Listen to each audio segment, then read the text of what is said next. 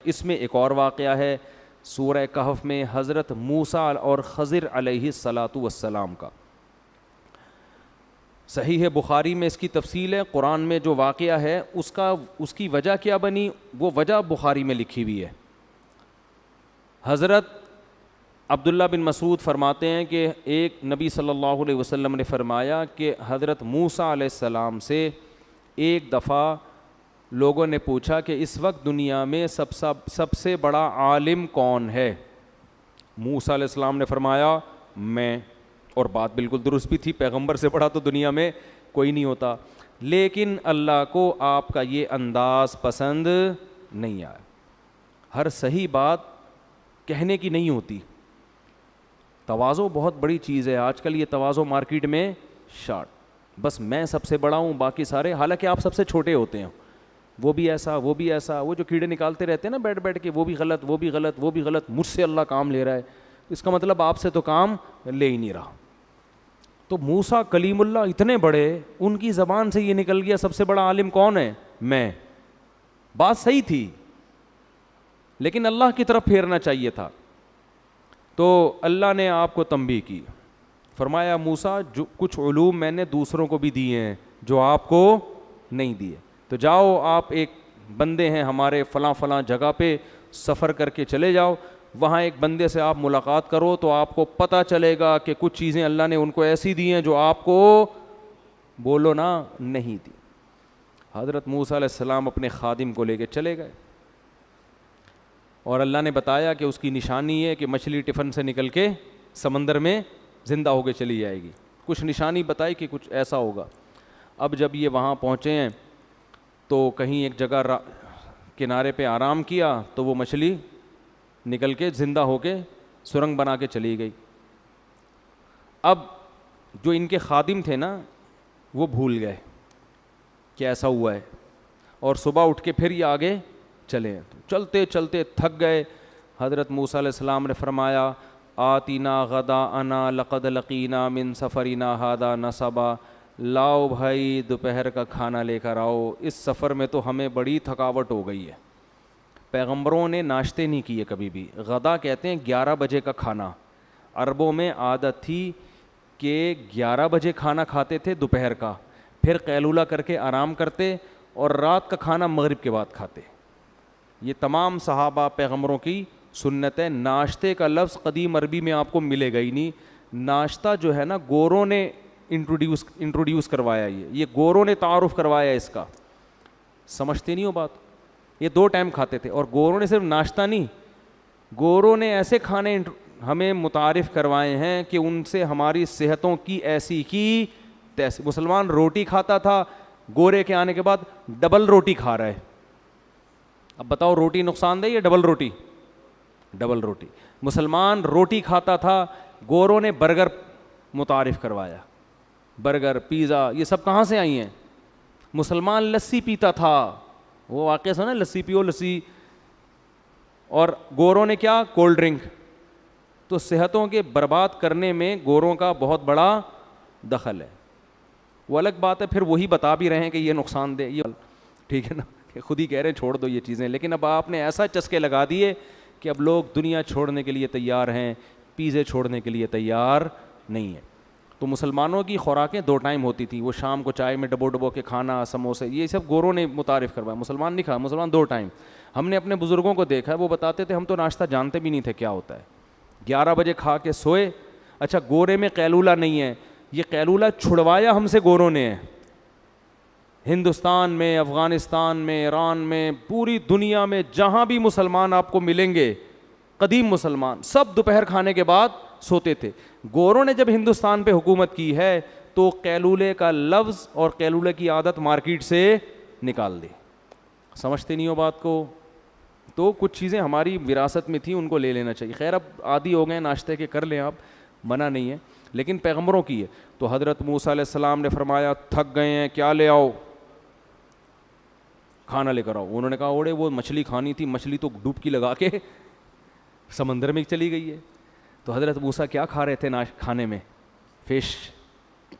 پیغمبروں کو اللہ غلط چیزیں, بولو نا کیا ہو گیا, نہیں کھلاتے. ایسا نہیں ہے کہ برگر لے آؤ بھائی, پاپے لے آؤ. پیغمبر بڑی سادہ اور اچھی خوراکیں کھاتے ہیں. ہمارے نبی کی خوراکیں دیکھ لو نا, کیسی صحت والی. تو وہ کہا کہ وہ تو فش نکل کے کہاں چلی گئی ہے. اچھا, جھینگا بھی آپ کو نہیں ملے گا, نہ کسی صحابی سے ملتا ہے کہ جھینگا کھایا ہو کسی نے, نہ کسی تابعی سے ملتا ہے. بہرحال اختلافی مسئلہ ہے, لیکن اس میں امام ابو حنیفہ کا جو رائے ہے نا بہت مضبوط ہے کہ سمندر کی صرف مچھلی حلال ہے.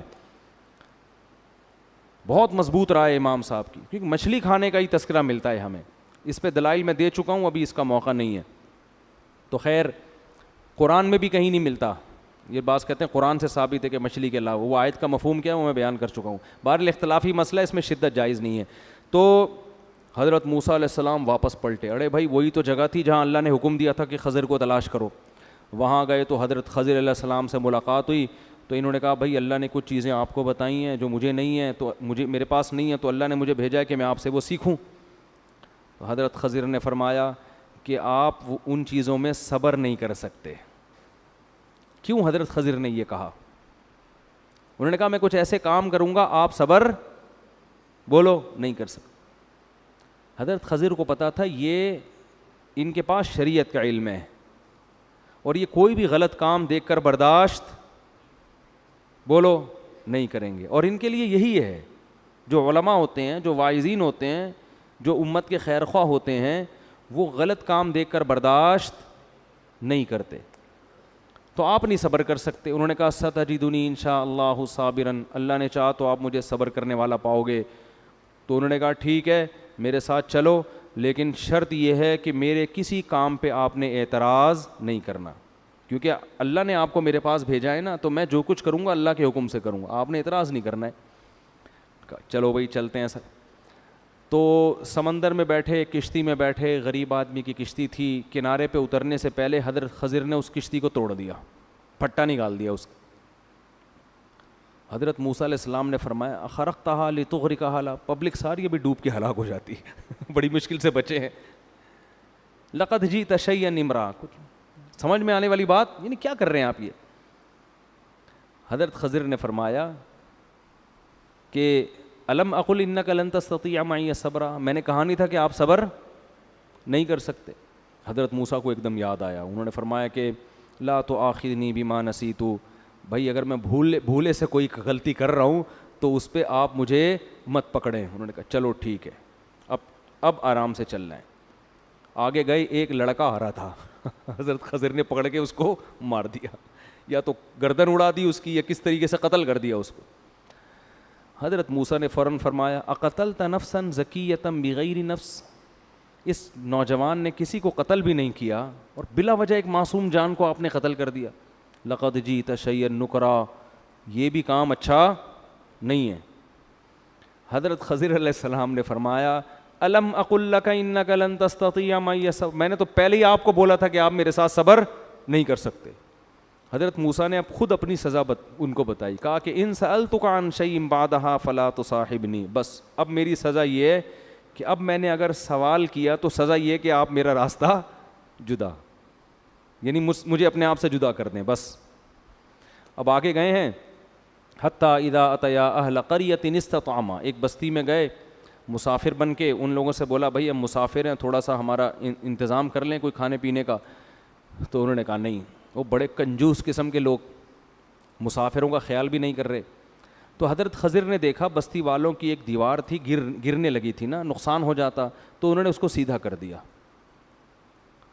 تو حضرت موسیٰ نے فرمایا ہم مسافر ہیں, ویسے ہی بھوک لگ رہی ہے, اور یہ کمبخت ایک نمبر کے کنجوس لوگ, تو اگر آپ نے ریپیئرنگ کا کام کرنا تھا لو شئت لاتخذت علیہ اجرا, تو ان سے کچھ پیسے ہی لے لیتے اس کے بدلے میں, کہ بھئی میں دیوار ریپیئر کر کے دوں گا لیکن کچھ ہمیں کیا دے دو, پیسے دے دو, تاکہ ہم کچھ کھا پی تو لیں, بھوک سے حالت ہماری خراب ہو رہی ہے.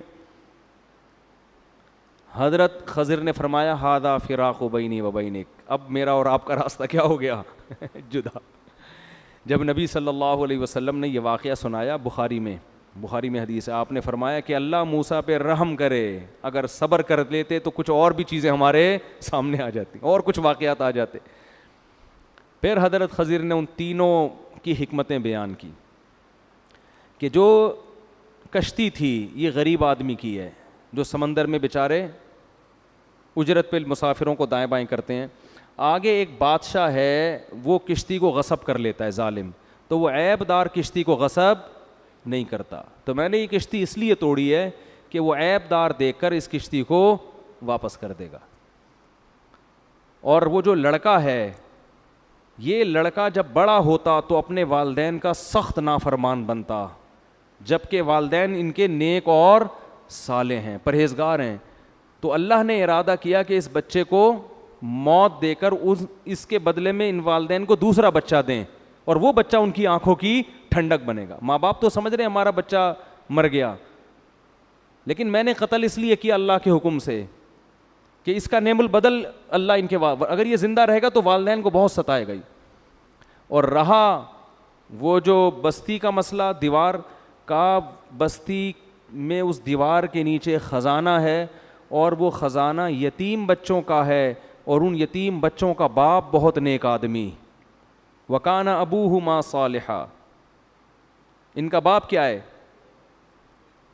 وہ کیا ہے, وَأَمَّا الْجِدَارُ فَكَانَ لِغُلَامَيْنِ يَتِيمَيْنِ, دو لڑکے ہیں یتیم, ان کا والد نیک آدمی ہے.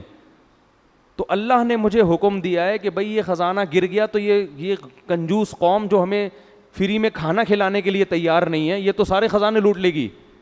تو اللہ یہ چاہتے ہیں فَأَرَادَ رَبُّكَ أَن يَبْلُغَا أَشُدَّهُمَا, رب یہ چاہتا ہے کہ یہ جوانی کی دہلیز پہ پہنچیں, ان کو پھر اطلاع ملے اور یہ خود اپنا خزانہ نکالیں. اب یہ بچے ان کے خزانے پہ قبضہ ہو جائے گا. ذَلِكَ تَأْوِيلُ مَا لَمْ تَسْطِع عَلَيْهِ صَبْرًا, اے موسیٰ یہ ان واقعات کی حکمت ہیں جن پر آپ صبر نہیں کر سکے. اس واقعے سے اسباق کیا ملتے ہیں, اس سے پتہ چلتا ہے. اچھا دیکھو, حضرت خضر کے پاس نہ علم غیب تھا اور نہ کوئی طاقتیں, اللہ نے بتا دیا کہ ایسا کریں اور اس میں حکمت یہ ہے. تو اس سے پتہ چلتا ہے. اور حضرت خضر کا مقام حضرت موسیٰ سے زیادہ نہیں ہے. سمجھتے ہو کہ نہیں سمجھتے؟ یہ ایسا ہی ہے جیسے اللہ بعض دفعہ فرشتوں سے کام لیتے ہیں تو بعض دفعہ انسانوں سے بھی کام لے لیتے ہیں. کام کرنے والا اللہ ہوتا ہے. فرشتے کی مثال ایسے ہوتی ہے جیسے کاتب کے ہاتھ میں قلم, قلم کاتب کی مرضی کے بغیر دائیں بائیں نہیں ہوتا, لہذا لکھنے کی نسبت قلم کی طرف نہیں ہوتی, رائٹر کی طرف ہوتی ہے. تو اسی طرح کہتے ہیں ان چیزوں کو کہتے ہیں تکوینی امور. اس کائنات کو جب اللہ چلاتے ہیں نا تو کچھ تکوینی امور ہوتے ہیں, کچھ ایسے کام ہوتے ہیں جن کا شریعت سے تعلق نہیں ہے بلکہ ان کا اللہ کی حکمت اور مصلحت سے تعلق. تو یہ کام اللہ فرشتوں سے بھی لیتے ہیں, ان کو اختیارات نہیں دیتے. اسی طرح بعض دفعہ اللہ بعض انسانوں سے بھی لیتے ہیں مگر اختیارات ان انسانوں کے پاس نہیں ہوتے, لہذا وہ کام ان انسانوں سے مانگنا جائز نہیں ہے.